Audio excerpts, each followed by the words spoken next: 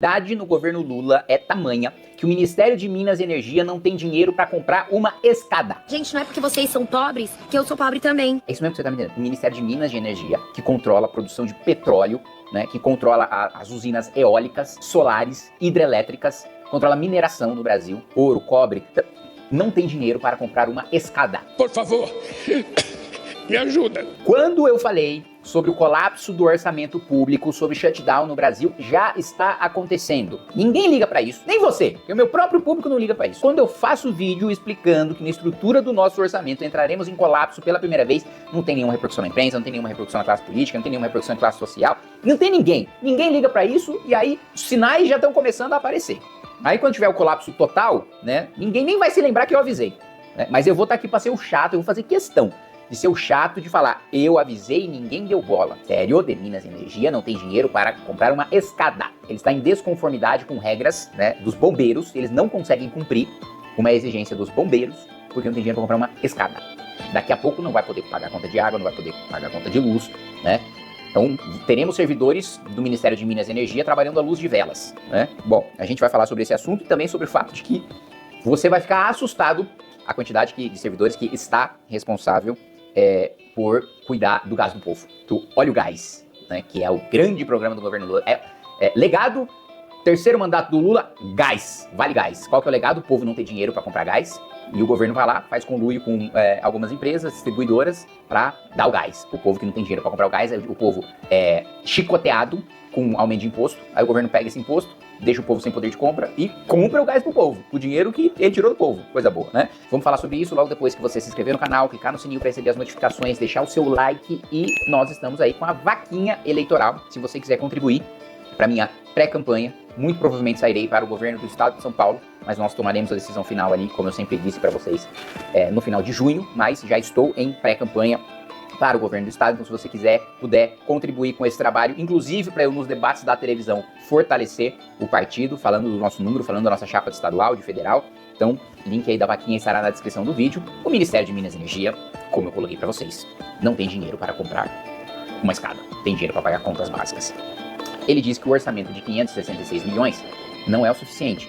E você pode falar, não, mas é muito dinheiro, é bizarro que não seja o suficiente. Aí, calma, né? De fato, falta dinheiro, porque é um ministério grande, é um ministério importante. E ele está precisando de 48 milhões de reais para pagar contas básicas, fazer adequações básicas, manutenção de infraestrutura básica. E você me pergunta, eu vou dar um tempinho para você adivinhar. Adivinha quantos servidores existem hoje trabalhando no Gás do Povo? É um programa nacional, né, que atende aí, milhões de famílias. Adivinha quantos servidores estão responsáveis?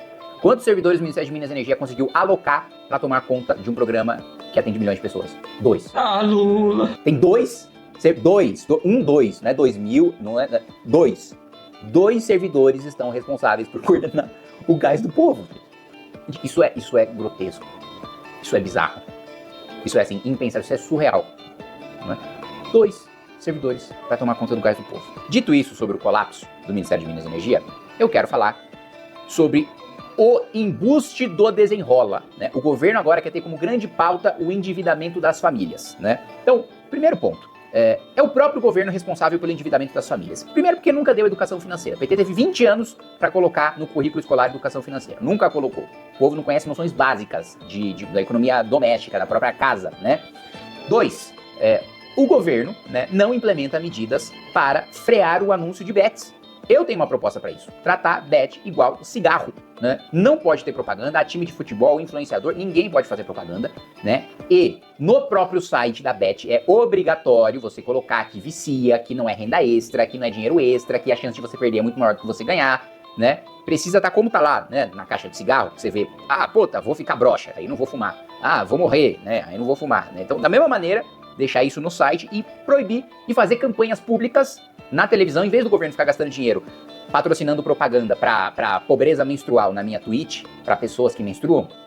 Para de gastar dinheiro de anúncio de gás de polvo, né, de pé de meia, anunciando na minha Twitch, quando faço live jogando Dota, tem uma propaganda do governo Lula. Se vocês gastassem esse dinheiro para fazer propaganda mostrando os malefícios de bet, da mesma maneira como a gente já teve grandes campanhas mostrando como é ruim fumar, como fumar faz mal, e por aí vai, e das várias restrições, o endividamento já cairia muito. o Desenrola 2.0, aí, aliás, o governo fez o primeiro Desenrola, 60% das famílias estavam endividadas.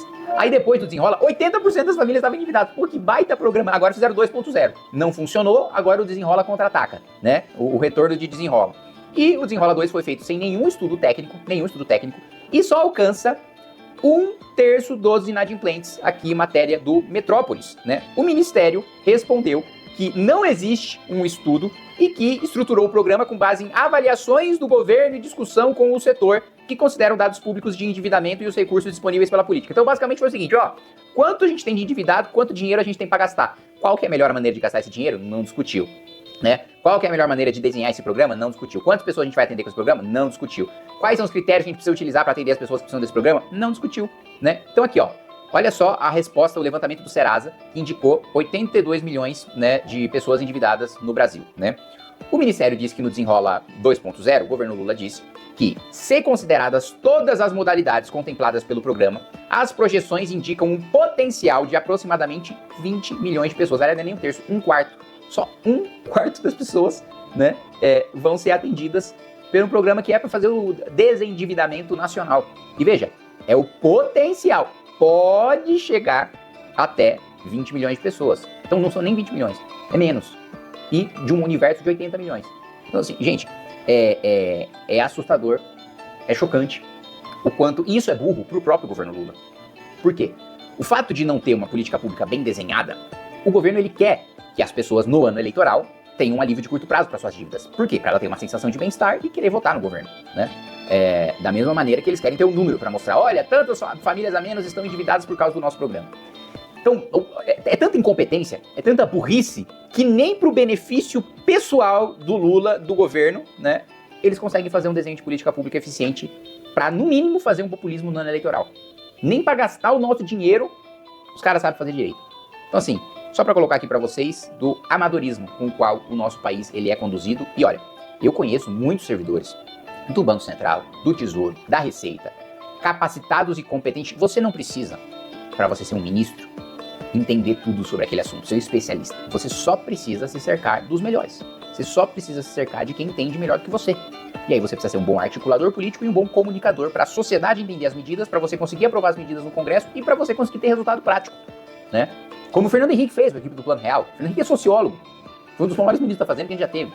Então, assim, tem tanta gente competente que você consegue chamar da administração pública para você fazer uma gestão decente, mesmo do setor privado. Quantos economistas competentes não voluntariamente dariam sua contribuição, seja porque querem contribuir para o país, seja porque é bom para o currículo deles ter desenhos de políticas públicas feitos por eles, sendo implementados e dando certo nacionalmente. Mas não. O governo fica pegando um monte de capacho político jogado nos carguinhos que eles colocam, né, para desenhar esses programas toscos. É isso.